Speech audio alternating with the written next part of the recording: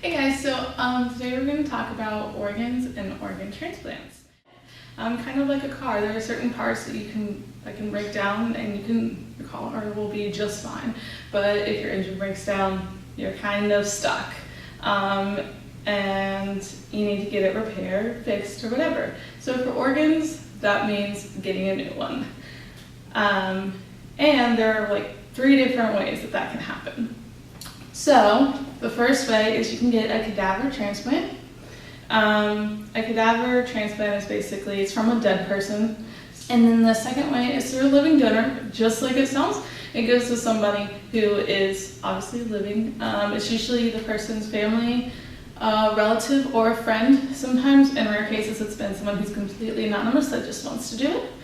Another way is very new to the medical community. It's called 3D printed or tissue engineered organs, and it's only in research phases at the moment, but you can sign up to be in a research trial and receive one.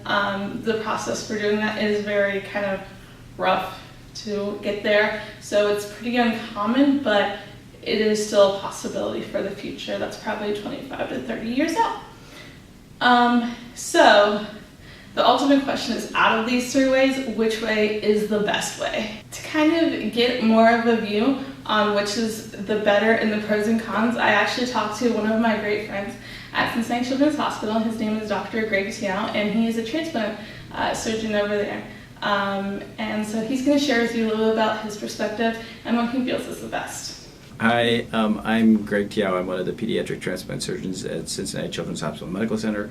We work with primarily kids, mostly infants, but we transplant up to young adults if the disease process indicates it. At this stage, 3D printed organs are not available. The technology is being explored and eventually may come to be an employable alternative. At this stage, however, that technology has not yet reached clinical practicality. Therefore, it is not a treatment alternative. If a technology like 3D printing could replace living donor and deceased donor transplantation, it would be ideal, as patients wouldn't have to, a living donor would not have to undergo an operation, and deceased donor, of course, would mean a patient has passed away and had to donate those organs to society. So if 3D printing became a viable technology, it would quickly supplant all other alternatives because it could be engineered from the patient's native tissue. Now, on the liver transplant waiting list, there's about 20,000 patients awaiting liver transplantation. Unfortunately, there's only about 5,000 deceased donors a year. Therefore, waiting list mortality, that is, patients who never get transplanted, persists. A alternative like 3D printing technology, if it became viable, could eliminate waiting list mortality, giving these patients a long-term alternative. Deceased donor and living donor alternatives are just that. They are complementary. The living donor is utilizable in a certain population of patients in which it is effective.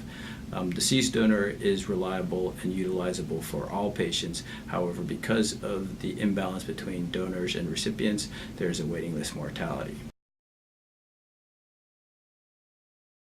The fact that 10 years ago there was no such thing as tissue engineered organs, and it was still at very best an experimental process, and now given how advanced the alternatives have become, it's plausible in the next 25 years that the technology will become clinically utilizable. But unfortunately at this stage it's not. Living donor transplantation depend on the organ type. For kidney transplantation, the outcomes of a recipient who receives a living donor is a longer organ survival.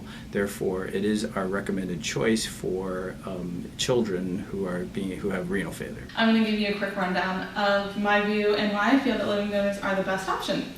So, tissue engineered organs, unfortunately, they are just way too new. Secondly, cadaver organs have way too long of a wait time. For just your average kidney right now, for say an adult, it is 4 to 5 years. They're just proven not to do or live as long as a living donor organ has because of rejection episodes.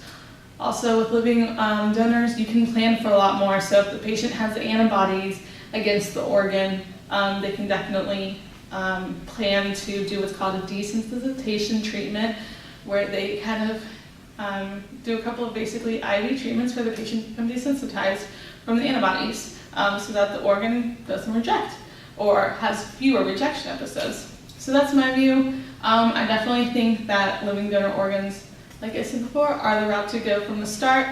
So I hope you find this video very helpful and useful and that you've learned a few things today.